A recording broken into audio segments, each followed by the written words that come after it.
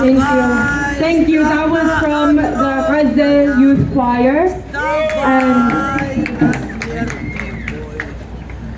And our first, free Palestine! Free Palestine!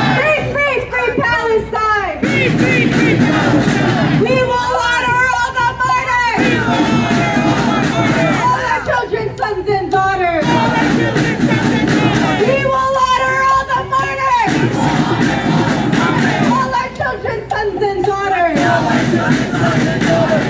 Thank you guys. We're going to start off our program with a speaker from the Palestinian Youth Movement. Please welcome Ibtihal. Glory, glory to our martyrs! Glory, glory to our martyrs! To our mothers, sons and daughters! To our mothers, sons and daughters! Glory, glory to our martyrs! Glory, glory to our martyrs! To our children, sons and daughters! To our children, sons and daughters!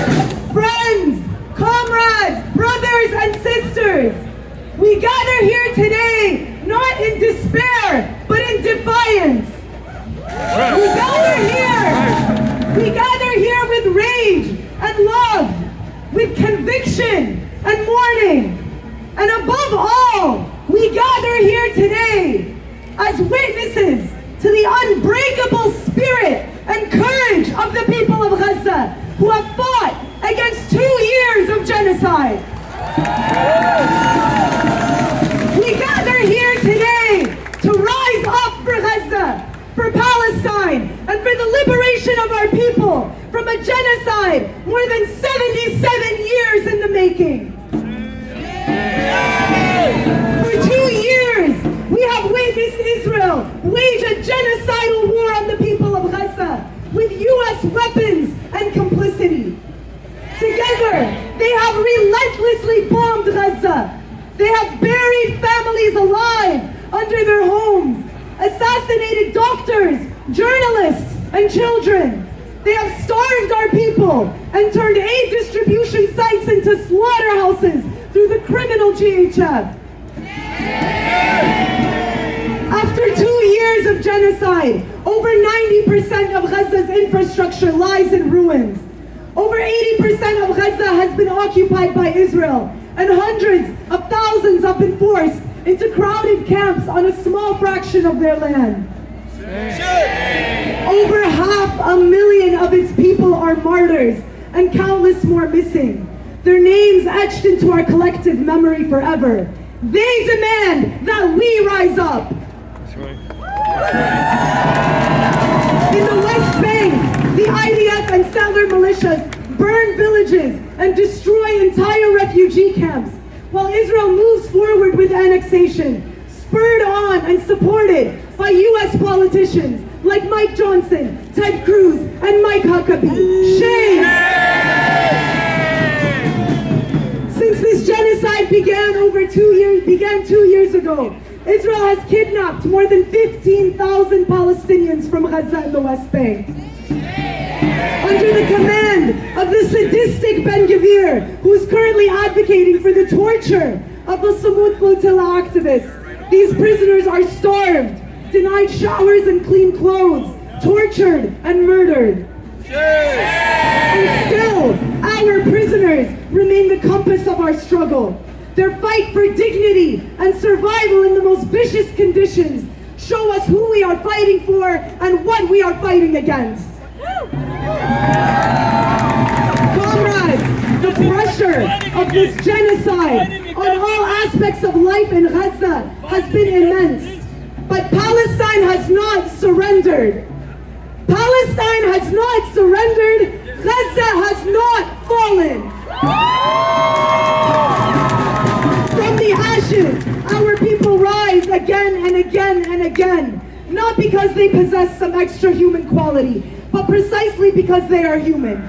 Because resisting genocide is human. Because resisting displacement, ethnic cleansing, and a racist supremacist ideology is human. Today, Israel is more isolated than ever, and the true face of Zionism, genocidal, expansionist, rooted in domination, stands exposed. No longer can a rogue terrorist state that threatens all of the nations of the region and humanity itself hide behind the mask of a false democracy or smear campaigns that paint those who struggle against genocide as anti-Semites. The people have risen up and spoken. Zionism and genocide have no future. Israel's 2-year-long assault on Palestine, Lebanon, Syria, Iran, and Yemen has driven millions into action in all of the world's capital cities. Just this week, strikes and mass protests have erupted across the world in response to Israel's siege on Gaza and attacks on the Sumud flotilla.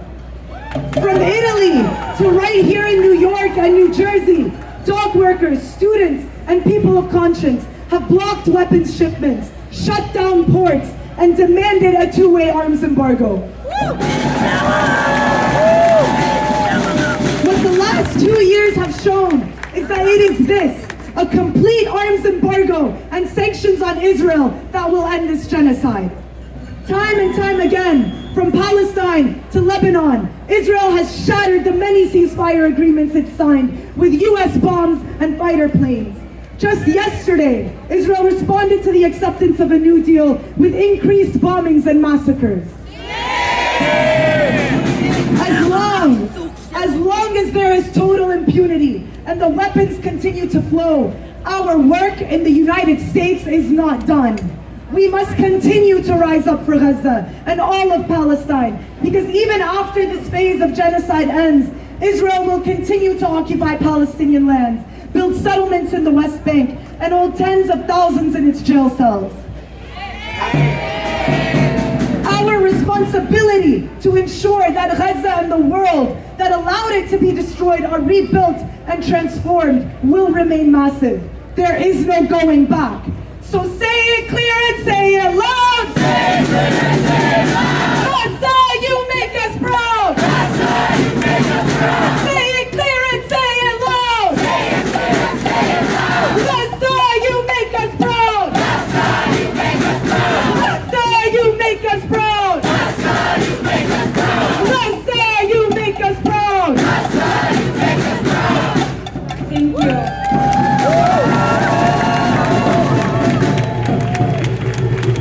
As Ibtihal said, we remain changed here in the U.S. There is no going back to what it was before. There's no unseeing what we have seen thanks to the journalists on the ground, 250 more of which have risked their lives in order to show us what is happening on the ground in Gaza. And while the mainstream American media lies about what is happening, peddles lies about the Palestinian people, or tries to downplay a genocide that we have known is a genocide for the past 2 years, while they stay silent, while legacy media in the US stay silent about its colleagues that have died on the ground in order to show us what the horrors of Zionism is,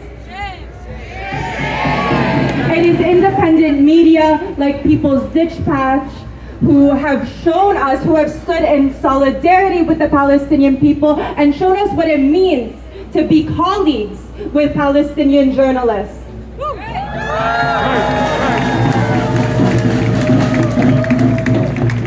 So with that, I'm honored to introduce Zoe Alexandra from People's Dispatch.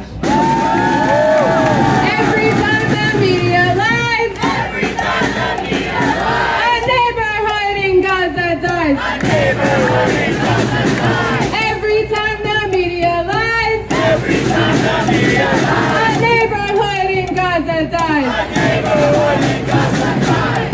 Thankfully, none of us believe the lies of mainstream media anymore. We stand here today marking 2 years since Israel began its genocidal assault on the people of Gaza.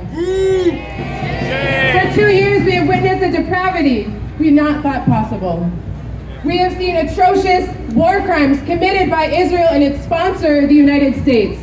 The horrific mass murder of tens of thousands of Palestinians. We will never forgive and we will never forget. today about the incredibly brave and heroic Palestinian journalists in Gaza. Every single thing that we know today about Israel's genocide, about every single crime that it's committed against the Palestinian people, is thanks to those journalists.